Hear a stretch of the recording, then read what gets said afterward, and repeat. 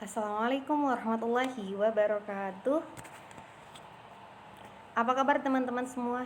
Semoga selalu sehat dan tetap dalam lindungan Allah Subhanahu wa taala. Alhamdulillah bertemu kembali di pembelajaran bahasa Indonesia bersama Ustazah Ira.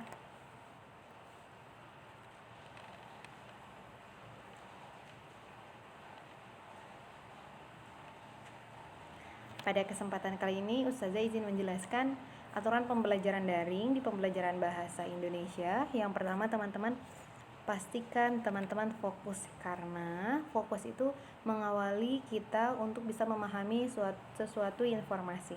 Kemudian pastikan mengerjakan proyek sesuai dengan informasi. Lalu pastikan tuntas saat mengerjakan proyek serta bertanggung jawab atas setiap proyekmu. Dan yang terakhir, pastikan melapor jika teman-teman sudah tuntas mengerjakan proyek.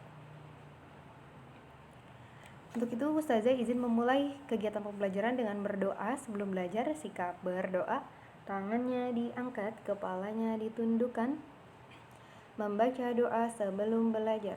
Bismillahirrahmanirrahim. Rabbi jidni ilman warzuqni fahman. Ya Allah, berikanlah ilmu kepadaku dan berikanlah aku kepahaman. Amin. Saya izin melanjutkan teman-teman. Oke, Bismillahirrahmanirrahim. Dengan menyebut nama Allah yang Maha Pengasih lagi Maha Penyayang, kita bertemu di tema 3, bagaimana tubuh mengolah makanan dan pentingnya menjaga asupan makanan sehat. Oke. Ustazah izin menjelaskan tema pada kesempatan sekarang. Jadi di dalam tubuh manusia itu tubuh manusia bisa bekerja dengan baik teman-teman, dan memiliki metabolisme yang lancar ketika secara rutin diberikan asupan makanan yang sehat dan bergizi. Teman-teman bisa menganalisis apa saja makanan sehat dan bergizi itu. Nah, makanan sehat itu adalah makanan yang segar, bukan melalui proses pengawetan yang sangat panjang. Jadi diangetin. Nah, itu tidak baik teman-teman. Karena salah satunya contoh adalah yang bisa dipetik, artinya makanan itu segar. Kemudian maka dengan begitu pilihlah teman-teman makanan sehat yang bukan berada di dalam kemasan atau kaleng. Jika lebih baik lagi teman-teman, makanan sehat itu biasanya dikukus, direbus atau dipanggang, jadi tidak digoreng. Selanjutnya Ustazah izin lanjutkan. Ustazah memiliki lagu tema. Lagu temanya hanya memiliki 6 baris lirik. Nadanya nada hafana. Ustazah izin menyanyikan. Silakan teman-teman ikuti dan pahami. 1, 2, 3. Makanan bergizi harus semua kita konsumsi agar kebutuhan kita terpenuhi, melakukan aktivitas hari-hari. Asupan makanannya sehat dan badan jadi kuat, oh penyakit hilang. Nah, itu ya lagu temanya.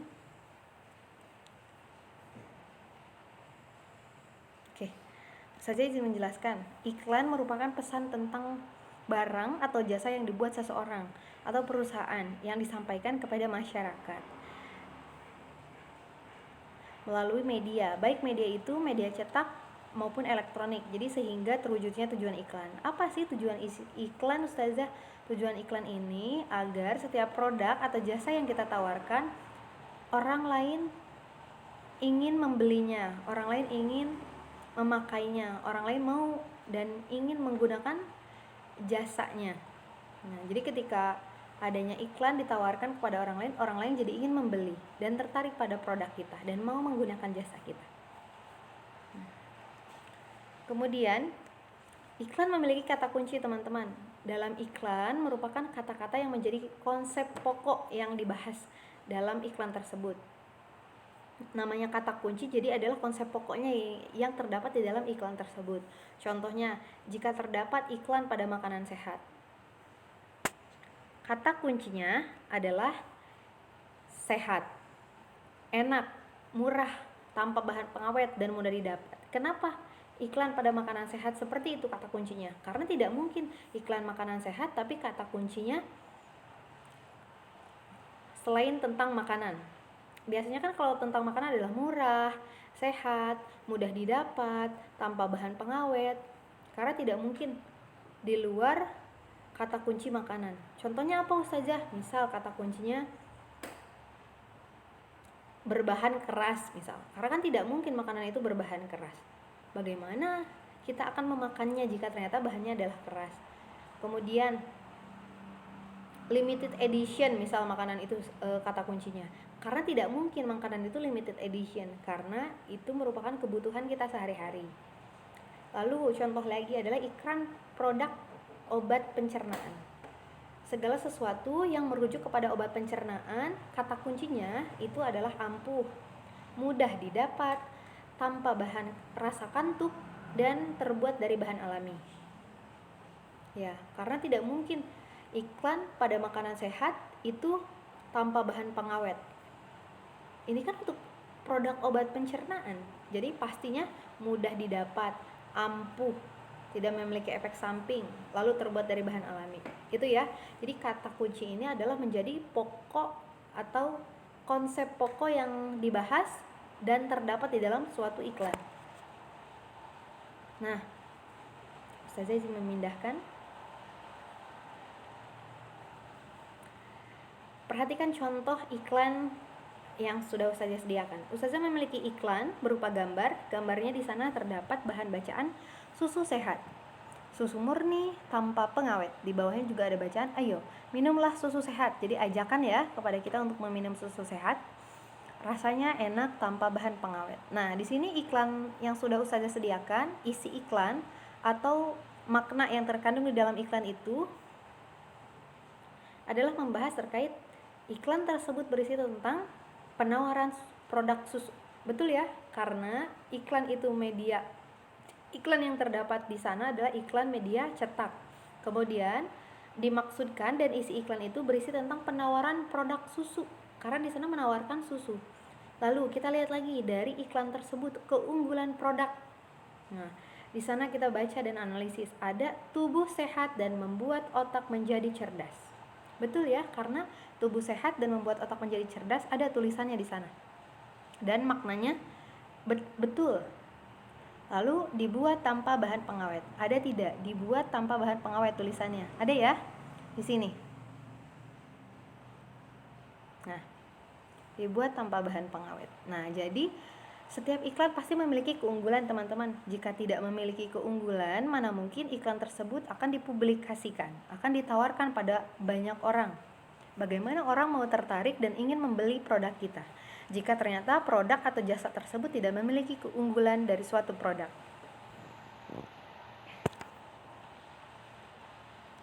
Kemudian, hal-hal yang perlu diperhatikan saat membuat iklan. Ini yang pertama adalah unsur-unsur iklan. Teman pasti sudah mengetahui apa saja unsur-unsur iklan. Pekan lalu kita sudah mempelajarinya. Apa saja unsur iklan yang harus terdapat di dalam iklan. Kemudian yang kedua adalah naskah atau masukan materi yang sedang hangat di masyarakat. Naskah adalah suatu bahan bacaan teman-teman. Adalah suatu dialog, adalah suatu narasi. Ada bahan bacaan terkait sesuatu. Nah, naskah juga bisa untuk memicu, bisa juga berupa materi yang sedang hangat dibicarakan. Nah, jika saat ini yang sedang hangat itu adalah COVID-19 atau COVID-19, maka naskahnya bisa membawa tema-tema COVID jika kita akan membuat iklan. Karena iklan yang kita buat sesuai dengan perkembangan zamannya, yaitu sesuai dengan apa yang sedang booming hari ini. Lalu, selain naskah, teman-teman bisa bayangkan jika ada suatu iklan, terdapat naskah di sini adalah suatu narasi ya. Banyak sekali, baik iklan di media cetak, iklan di media elektronik. Lalu sketsa gambar berdasarkan naskah yang dibuat. Jika teman-teman sudah membuat naskah, kamu pasti akan bisa mengilustrasikan naskah tersebut berupa gambar visual. Nah, gambar visual ini adalah pelengkap teman-teman. Mana mungkin ustazah berbicara tapi tidak bisa diilustrasikan menjadi sebuah gambar. Itu sangat mungkin bisa teman-teman. Lalu mempersiapkan pemeran sesuai dengan jumlah yang ada pada naskah. Coba perhatikan, banyak iklan di media elektronik, ada sebuah narasi percakapan, ada naskahnya, ada gambarnya, kemudian ada pemerannya. Ya tidak? Contohnya banyak iklan ya, seperti iklan Indomie misal, maaf ustazah menyebutkan merek, kemudian teh botol sosro, banyak sekali ya.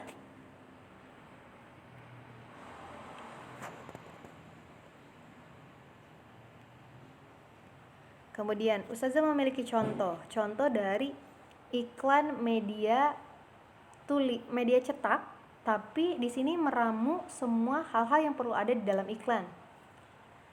Obat sakit perut PSP. Laki-laki satu, aduh, meringis sambil memegang perutnya. Perempuan satu, tidak bawa PSP ya?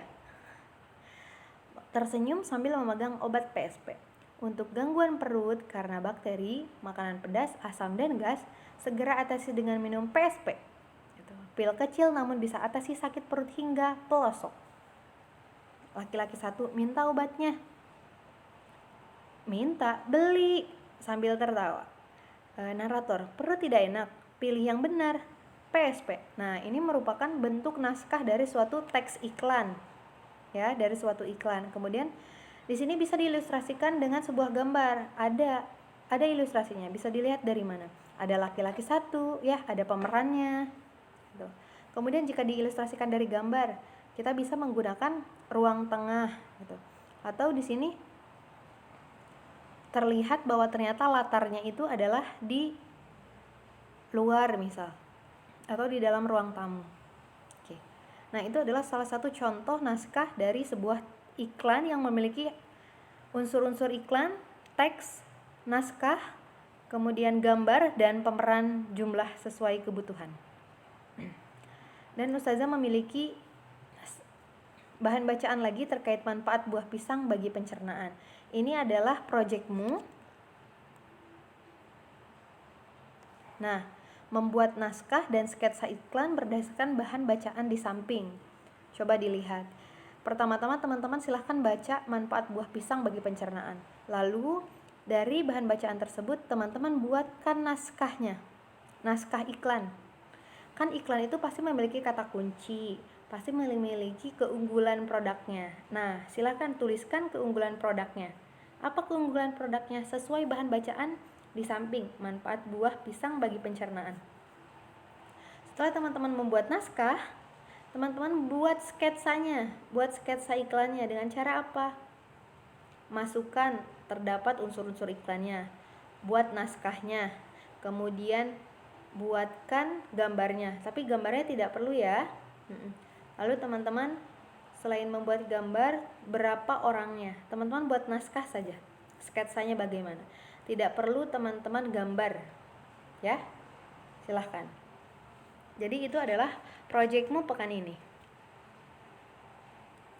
Kemudian ustazah izin simpulkan bahwa iklan adalah berita atau pesan untuk membujuk dan mendorong orang agar tertarik pada barang ataupun jasa yang ditawarkan, agar mereka mau membeli ya. Iklan juga bisa dipromosikan melalui media periklanan seperti televisi, radio, koran, majalah, internet, dan lain-lain. Nah, jadi iklan itu bisa dipromosikan melalui media cetak atau media elektronik. Ustazah, saya sering berjualan, saya sering beriklan, kemudian sehingga orang lain tertarik dengan produk saya dan mau membeli. Itu dua hal yang berbeda ya teman-teman. Jika teman-teman menawarkan ustazah misal untuk membeli barang teman-teman, nah, mungkin tujuannya secara sama adalah untuk menawarkan dan agar ustazah membeli. Nah, tujuannya sama, tapi jika ditanyakan lewat iklan, apakah teman-teman memperagakan, ada naskahnya, ada unsur-unsur iklannya? Kan tidak. Jadi teman-teman hanya berjualan saja. Gitu.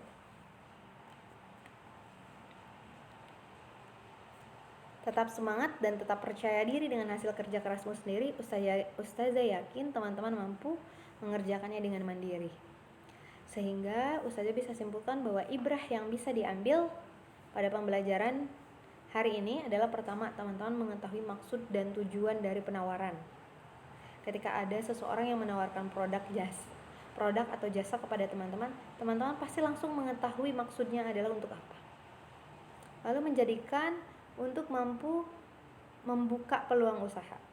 Teman-teman dari kemarin belajar untuk membuat suatu brand. Nah, brand tersebut adalah salah satu contoh untuk membuka peluang usaha. Teman-teman mau usaha kecil-kecilan akhirnya membuat brand.